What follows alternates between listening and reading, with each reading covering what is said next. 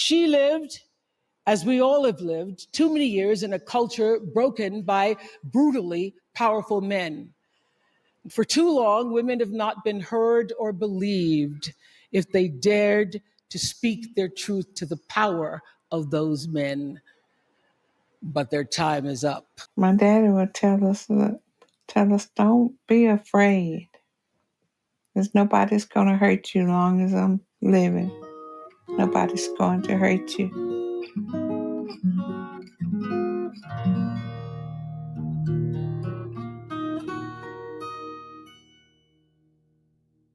He loved his family to death. Oh, he loved his family.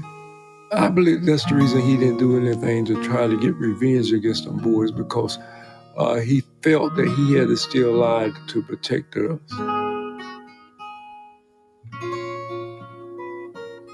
One day we were fishing, and he told me, he said, I could have got 5 of those guys at one night.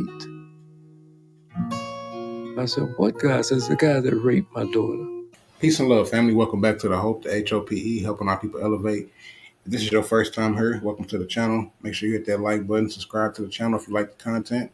I'm not forcing you to, but if you like the content, hit that subscribe button so you stay tuned in on what I got coming up. To all my returners, as I always say, welcome back, family. I appreciate your support.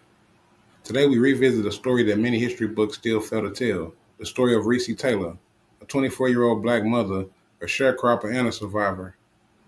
Her case exposed the violent intersection of racism and sexism in the Jim Crow America and sparked the early fire of a movement that would change the world. On behalf of Akuno Sankofa Bay, you know what I'm saying? Jay, where you at? We're trying to help our people elevate. Hope. HOPE. We're giving them hope. We doing what we gotta do, Every day, one step at a time, man. We're gonna make it happen. Helping our people elevate. Yeah. Sometimes I practice, focus, thought, and meditate. I'm trying to come with other ways to help our people elevate. And seeking knowledge make me levitate. The lifted mental state is what results from how we orchestrate. This for the family's sake. Let's self-reflect and self-evaluate. And every day, make sure the steps you take, you calculate. Receive a master's fate. I know I can't exist without the hate, but that's okay. I balance that with higher self today. Success is on this way, and after that, my flesh can pass away.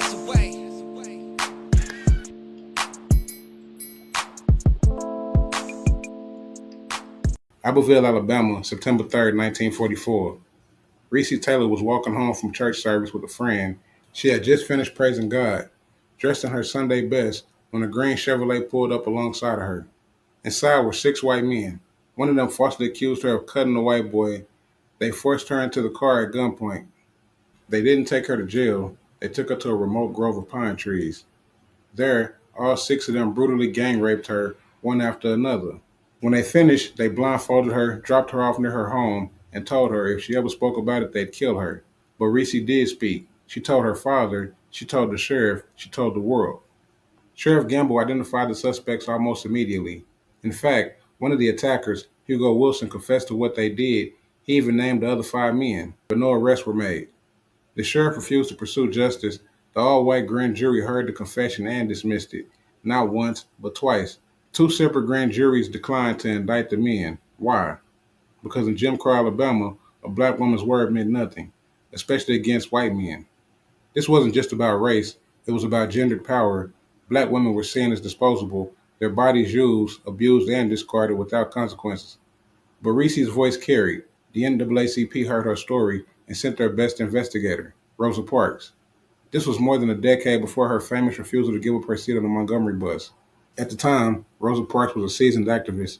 She traveled to Abbeville. She conducted interviews, collected testimonies, and helped launch the Committee for Equal Justice for Miss Recy Taylor, a national campaign with supporters like W.E. Du Bois and Langston Hughes.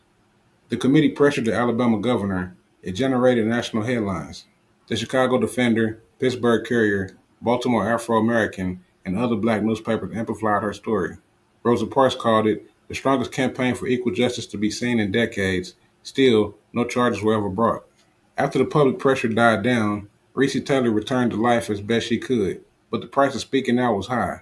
Her home was firebombed, her family lived in fear, she was branded a liar in her own town, she suffered in silence for decades, like so many black women who endured sexual violence during the Jim Crow era.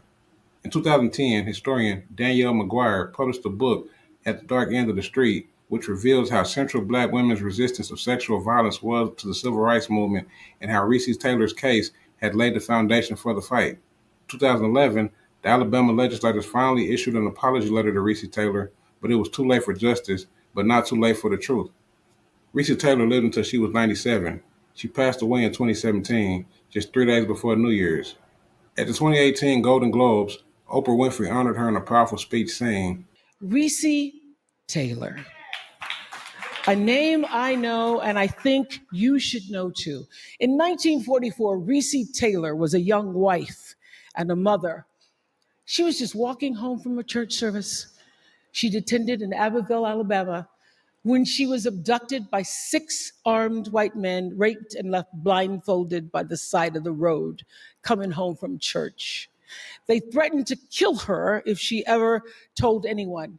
But her story was reported to the NAACP, where a young worker by the name of Rosa Parks became the lead investigator on her case. And together, they sought justice. But justice wasn't an option in the era of Jim Crow. The men who tried to destroy her were never persecuted. Recy Taylor died 10 days ago, just shy of her 98th birthday. Recy Taylor's story reminds us that the civil rights movement wasn't just about buses or lunch counters. It was about bodies. It was about black women's bodies, violated, ignored, and left behind.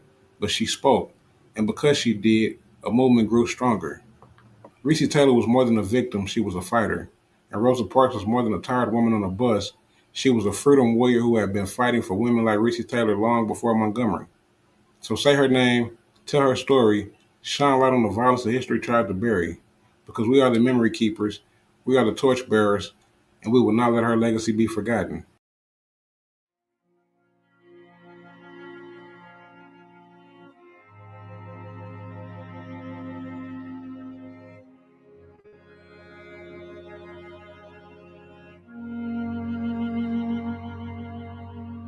Saw the car pull up behind me. Some white boys. I mean, they ain't said nothing about what they're gonna do to me. This bitter earth. They put me in the car. Then went blindfold me. Well, what the fruit it bears.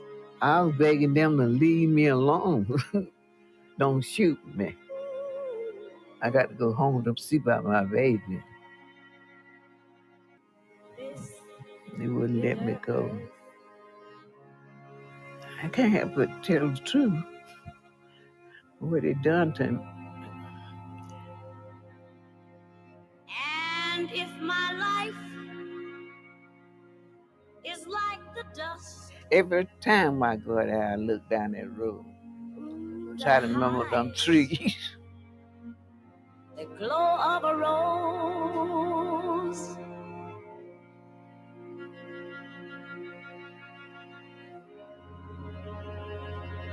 But what good am I? Heaven only knows.